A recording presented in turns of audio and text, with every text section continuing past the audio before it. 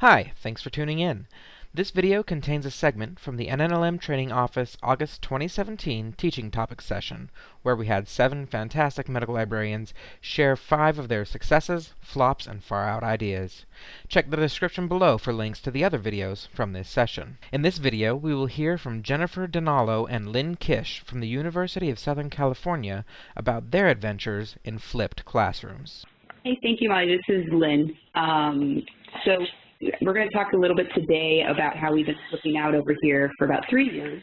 I'm talking about how we built the curriculum, and then Jen will be talking about how it's changed and evolved when she took over as the liaison to the School of Medicine last year. So I did start with faculty approaching the library and asking if we would be interested in providing a flipped module in their foundations of medical science at the beginning of the first year. So I took a look at what we were providing to the School of Medicine and kind of noticed that PubMed was being taught in pieces. So decided that the flipped classroom would be a great place to add in that year one and just give them a PubMed instruction. I think what made it successful was that faculty support, and we were really able to hold over the students that they were going to have 2 exam questions that would be on the section final. So when we got asked, why do I have to do this? It was so you could pass your test. The components of the flipped classroom ended up being a part 1 of video tutorials. Those were 6 talking head tutorials. They were uploaded into Zaption with online components added, so they were asked questions during the tutorial. No tutorial exceeded 15 minutes, and it was designed so a student could complete them in an hour or 60 minutes. Part 2 consisted of being broken into their MDLs, or their lab rooms. So about 24 students with 1 librarian instructor. We let them spend that time, about an hour, hour and a half, doing group work and applying those skills. Essentially, they were asked to search PubMed with keywords, PubMed with mesh, and then search Google Scholar and talk about which one works the best for them. And sometimes it was Google Scholar. Okay. Then spent most of the time addressing questions and any knowledge gaps that they encountered. But a lot of great peer learning happened. We really got to see students explain to other students how things worked. This is kind of what the video content looked like. I partnered with Preventive Medicine, which have a very fancy green screen room and staff who did all the editing for me, so it was very great setup for me. I got to channel my, anchor woman, weather girl, so I was very front and center, which did have benefits because after this, students knew who I was on campus, so I'd be, trying to get coffee and be like, hey, Lynn, and, that always threw me off. The live guide had links to the videos. It had links to the slides, the sites that we mentioned, and then sites for more info, including the NNLM tutorials. So the year system some data highlights from the second year I taught, so this was in 2015. Some people asked, were students coming prepared? And so we were able to confirm that, yes, they were. A strong majority of students were watching all the videos before they came to that in-person session.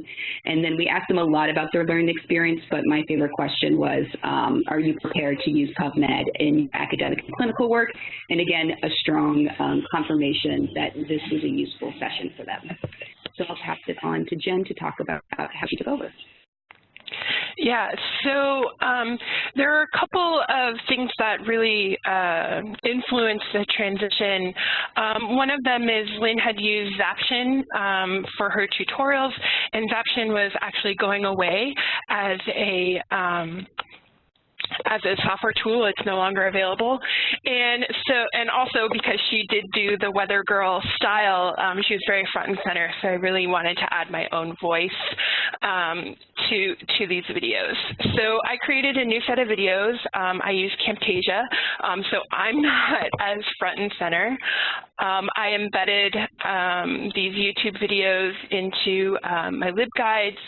I transitioned the exercises and quizzes into LibWizard, which is a SpringShare product specifically for assessment. And I would just caution, Camtasia, first of all, is not free. It's a fairly, I don't know how much the licensing is, But for myself, this is one of the first times that I took on like major video editing, so it did take me a little bit of time to do that piece. And I also tried to mix up the videos, so I worked with the dental librarian that we have and that used to work here, and also with Lynn to create some of those videos, and we tried to have conversations about what we were talking about, the topics, rather than just straight lecture. The other change that happened, and this came at the request of the faculty member who runs the Foundations of Medical Sciences course. He asked that I add instruction on looking at gene reviews, which is a book on the NCBI bookshelf, and then also for genetics home references, or reference, actually I have my S in the wrong place there, which is a patient education tool specifically about genetic diseases that is maintained by the National Library of Medicine. And I was kind of okay adding that in. I mean, in a certain way it makes sense because we're talking about accessing information and information resources, but I feel like in some ways it kind of dilutes the purpose of this particular module because it takes the focus away from PubMed and the literature and adds in this extra component. And I actually don't know, because it's fairly siloed in terms of the different sessions that they have within this course, if they're actually even using these resources in other places. So I don't know if there's any reinforcement in the curriculum for that information. So showing some of the same data that Lynn showed for last fall, you can see that I had a much lower rate of preparedness amongst the students looking at those who viewed the tutorials. And a lot of this came out because after the fact, I did a rundown with Lynn and found out that she actually did a lot more communication with the students than I did prior to the session. I was relying on the information they were getting from our curriculum office in terms of what they needed to do, and as you can tell by these numbers, that's not a very positive way or effective way of getting out that information. And then also looking at if they feel better prepared to use PubMed, I am getting similar numbers here with 45 and 39%, though there are a few more that strongly disagree than Lynn had with her sessions. And I would attribute that to the lack of communication in terms of the preparation for the actual in-person session. And the free text responses would reflect that as well. Students felt like they weren't prepared enough for that session. But what I will say, even though there was this lower percent of students who were prepared by watching the videos, we did get to see a lot of peer-to-peer teaching. So in the groups within the sessions, there was generally at least one person who, at least in my room, who had gone through the tutorials and so was able to really explain the topics to their fellow students. And so that is one positive if we want to pull out a positive from that experience. So in conclusion, I think that what Lynn was talking about with relation to faculty buy-in and then also timing are very essential for planning this kind of session.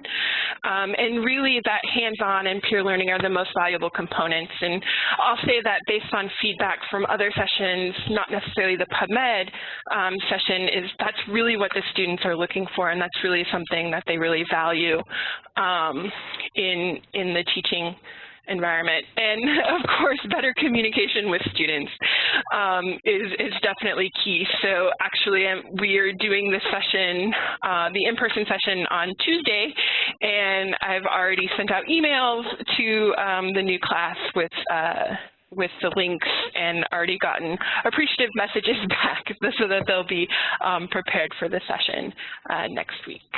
So I see one question asking about how we did our evaluation, and that was interesting. So the first year I did an online with Qualtrics survey when they finished their tutorials, and then an online survey for after their in-person session, and I barely got any data from the in-person session. So the following year, they did a paper survey, and that's how I got much better data. So I would actually follow up on that and say I did not do paper surveys last year, and I still got 123 responses. And my thought is I got 123 responses because students were kind of upset about that lack of communication and lack of preparedness. It'll be interesting to see feedback from this year that's coming up now to compare to that first year for you. Yes, I am definitely looking forward to making that comparison. And none of my videos were more than 10 minutes, or I think the longest one maybe 11 or 12 minutes, but they're still designed to be around 60 minutes total. And of course, I always give the tip to the students. I tell them if you want to listen to me in chipmunk mode, you can turn it onto 1.5 times or 2 times speed, so you can go a little faster. Chipmunk mode, that's great. I would like to just ask, what's one piece of advice you'd give someone watching today about successes, flops, and far-out ideas for teaching PubMed? Yeah, just if you're interested in this peer learning active classroom, just be aware that there's that transfer of trust. Instead of you being the lecturer and control the situation, you're letting the adult learners control and take active participation in their own learning. That is a good point. Yes, Brace for trust fall. Yeah, this is Jen. I would definitely echo what Lynn says, because it is really hard when you're doing a presentation or they're doing an activity and they say that Google Scholar is the best way to search compared to PubMed. But I also think that setting expectations and really communicating with your learner is important as well. Thank you. Thanks for watching. This video was produced by the National Network of Libraries of Medicine. Select the circular channel icon to subscribe to our channel. Select a video thumbnail to watch another video from the channel.